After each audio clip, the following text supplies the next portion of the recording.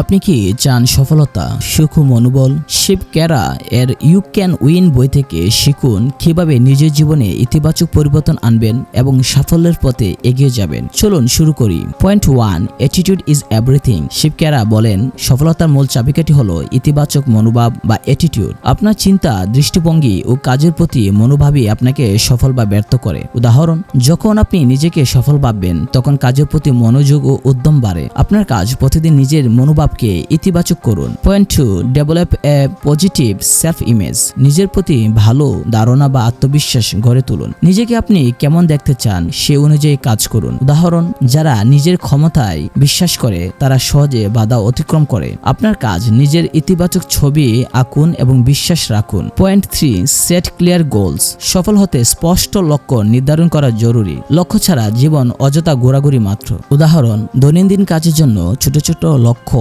তৈরি করুন। আপনার কাজ আজ থেকে নিজের লক্ষ্য লিখে রাখুন। Point 4, develop good habits. সাফল্যের জন্য ভালো অভ্যাস গড়ে তোলা আবশ্যক। নিত্যদিনে ছোট ছোট ভালো কাজ করলে বড় সাফল্য আসে। উদাহরণ, সময়মতো কাজ শুরু করা, পরিশ্রম করা। আপনার কাজ ভালো অভ্যাস গড়তে আজই শুরু করুন। Point 5, be persistent and never give up.